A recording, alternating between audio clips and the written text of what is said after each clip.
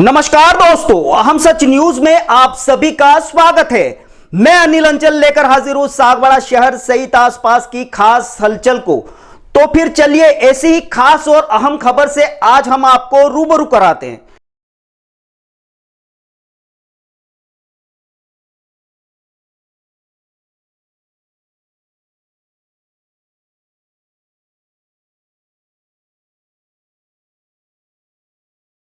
में कभी भी हेजिटेशन मत रखना, बिकॉज इसी चीज़ ने मुझे अपना लक्ष्य डिसाइड करने में बहुत बड़ी हेल्प की है।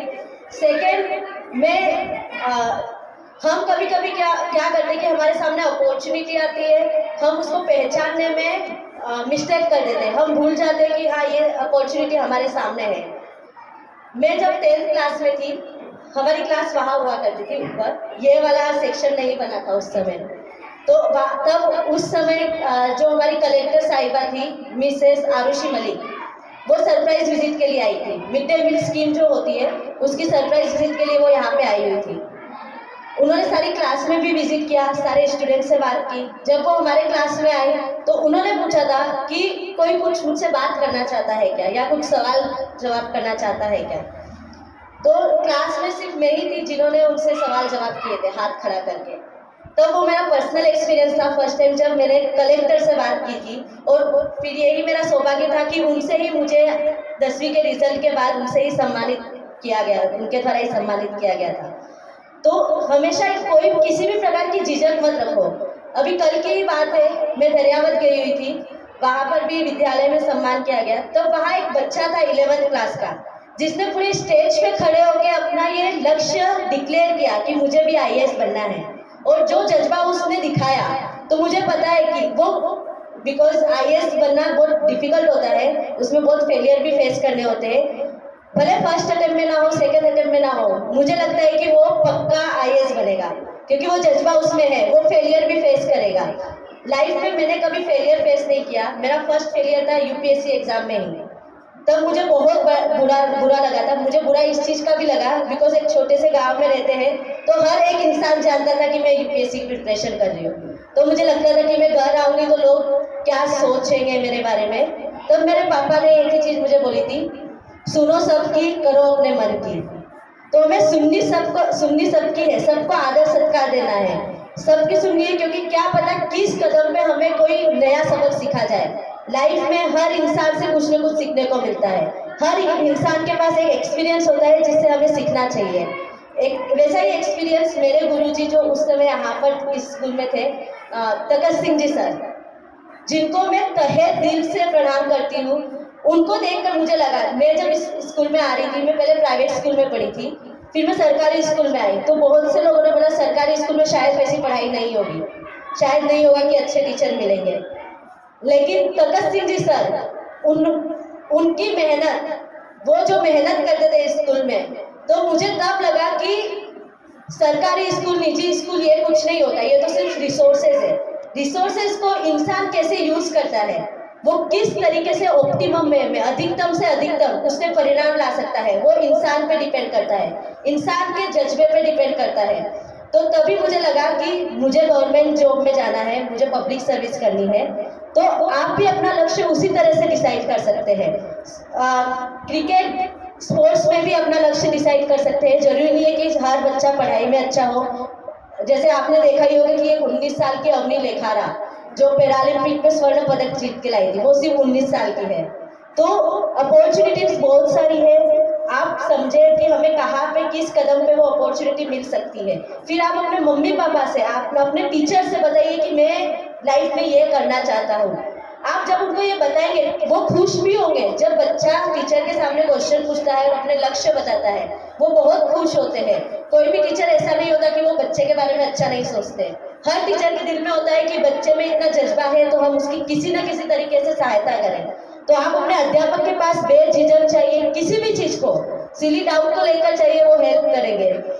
मुझे जब मैं यहाँ पर आज आ रही थी, मुझे लगा यहाँ पे शायद ही कोई अध्यापक होंगे जिन्होंने मुझे पढ़ाया होगा और यहाँ पे अभी होंगे। लेकिन यहाँ पे विष्णु जी सर है जिन्होंने मुझे इंग्लिश पढ़ाई थी। तो उन सर को भी प्रणाम करते हुए मुझे खुशी है कि मैं ऐसे अध्यापकों से पढ़ी हुई हूँ जिन्होंने हर कदम पे मुझे बहुत ही सपोर्ट किया है। उन्होंने मेरी प्रतिभा पहचानी थी। मुझे नहीं पता था कि मुझ में क्या है। टीचर, हमारे माँ बाप भी हमारी प्रतिभा पहचान सकते हैं, तो उन्होंने हर जगह मुझे सपोर्ट किया। तो टीचर अगर कभी डांटे भी, मुझे भी डांट बहुत पड़ी है, मैं यहाँ पे बहुत मस्ती करती थी। यहाँ पे स्पोर्ट्स एक्टिविटीज के जितने भी आइटम्स थे अंदर रूम में रखे हुए थे, तो हम 6 फ्रेंड्स थे यहाँ पर। हमने भगत सिंह जी सर से जीत करके बोला कि सर ब्रेक पीरियड जब होता है उस टाइम पे हम खेलेंगे तो जरूर। बैडमिंटन रखा हुआ है सर, प्लीज निकाल दीजिए उसको, हम जरूर खेलेंगे। तो सर ने बोला कि ये बालिकाएं पढ़ती भी है। हम 6 फ्रेंड्स थे, अभी 6 ने कहीं ना कहीं कुछ न कुछ किया हुआ है एजुकेशन की तरफ। तो आप लोग हर चीज करिए, जरूरी नहीं है मस्ती भी करिए, गलत नहीं है। हम बच्चे हैं, मस्ती करेंगे, बड़े होकर भी मस्ती करते हैं, ऐसा कुछ गलत नहीं है उसमें। लेकिन जहाँ जो हमारा लक्ष्य है उससे कभी हटना मत, वही डटे रहना और अपना 100% देना। इसी के साथ में एक महात्मा गांधी जी की एक पंक्ति है, मुझे उसका हिंदी वर्जन नहीं पता, इंग्लिश में बोलते हैं do unto others what you want others to do unto you. इसका मतलब है हर एक इंसान के साथ, दूसरे इंसान के साथ, हर एक दूसरे इंसान के साथ ऐसा व्यवहार कीजिए जैसा आप उनसे एक्सपेक्ट करते हैं। अगर आप उनसे सम्मान चाहते हैं तो उनका सम्मान कीजिए। आप अगर चाहते हैं कि वो मेरी हेल्प करे फ्यूचर में कभी, तो आपको आगे कदम बढ़ाना होगा कि आप दूसरे इंसान की हेल्प कीजिए। कभी भी अकेले जीवन में कुछ नहीं हो सकता, जीवन में साथ में रहकर ही चलना है। जैसे आप अभी क्लैपिंग कर रहे थे, तो क्लैपिंग जब एक साथ एक ही लय में जब क्लैपिंग हो रही थी, 3 ताली जब आप लोग अभी कर रहे थे बीच में, तो कितना मधुर लगता है। तो वैसे ही अगर आप साथ में लेकर चलेंगे, जैसे मेरे यहाँ पे फ्रेंड सर्कल 6 गर्ल्स का था, हम 10th की प्रिपरेशन में भी ऐसे ही करते थे। 6 लड़कियां साथ में जब भी टाइम मिलता था साथ में लेकर पढ़ाई करते थे। तो ऐसा भी जरूरी है, अकेले जीवन में कुछ भी नहीं हो सकता। तो इसी के साथ मैं अपने शब्दों को विराम करती हूँ।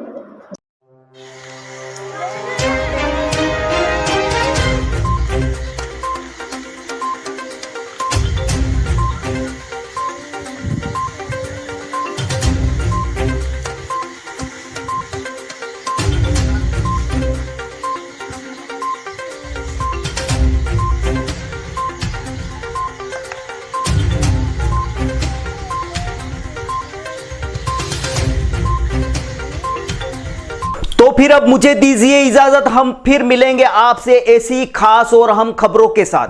जय हिंद, जय भारत। नमस्ते दोस्तों, सबसे पहले तो मैं अभी जो ये त्योहारों का सीजन आ रहा है उसके लिए मैं दीप होंडा सर्विस पॉइंट की तरफ से आपको हार्दिक शुभकामनाएं देता हूं। हमारी फर्म पिछले 19 वर्षों से लगातार आपकी सेवा में तत्पर है और आगे भी हम आपके प्रेम व सहयोग से आगे भी अपनी सेवाएं जारी रखेंगे। दोस्तों, अगर आपने हमारे चैनल अहम सच न्यूज़ को अभी तक सब्सक्राइब नहीं किया है तो इसे आज अभी और इसी वक्त चैनल को सब्सक्राइब करें ताकि सागवाड़ा शहर सहित आसपास की ताज़ा खबरें आप तक पहुंच सके।